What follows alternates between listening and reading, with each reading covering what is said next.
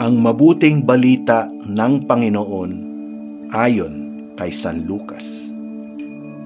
Noong panahong iyon, isinaysay ni Jesus ang isang talinghaga sa mga nakarinig ng una niyang pangungusap. Ginawa niya ito sapagkat malapit na siya sa Jerusalem at ang akala ng mga tao ay itatatag na ang kaharian ng Diyos. Sabi niya, may isang mahal na taong nagtungo sa malayong lupain upang gawing hari at magbalik pagkatapos niyon. Bago siya umalis, tinawag niya ang 10 sa kanyang mga alipin.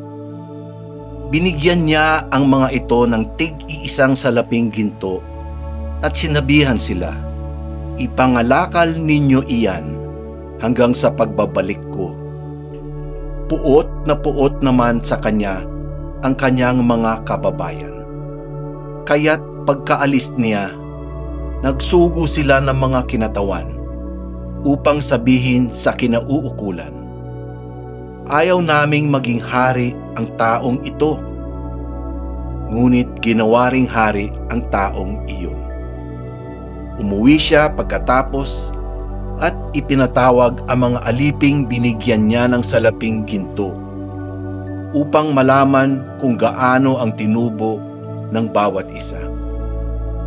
Lumapit sa kanya ang una at ang sabi, Panginoon, ang salapi ninyong ginto ay nagtubo ng 10. Magaling, sagot niya. Mabuting alipin. Yamang naging matapat ka sa kakaunting bagay, pamamahalain kita sa 10 bayan.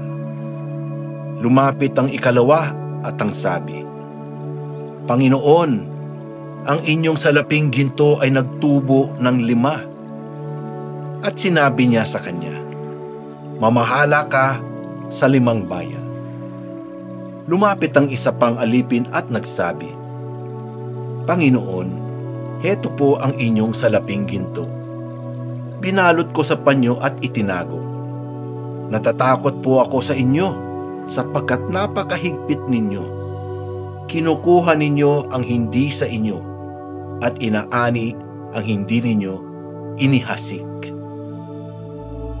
Ang mabuting balita ng Panginoon. Pinupuri ka namin, Panginoong Hesukristo. Mabuting alipin, yamang naging matapat ka sa kakaunting bagay. Saan at paano mo ginugugol ang panahon o oras mo? Saan ka ngayon patungo? Ang buhay na mayroon tayo ay pinagkaloob at ipinahiram lang sa atin ng Diyos. Iyan ang madalas din nating marinig na sinasabi ng matatanda. Ang buhay na mayroon tayo ay may kaloob na mga katangian, galing at kakayahan. Sinasayang natin ang mga kaloob na ito kung hindi natin ginagamit sa mabuti at tamang paraan.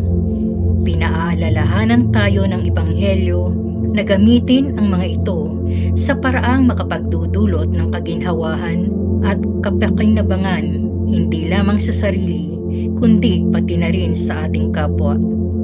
Hinahamon tayo ng Ebanghelyo na tingnan ang sarili at usisain kung nasaan na ba tayo sa ating paghubog tungo sa mas matiwasay at makabuluhang buhay.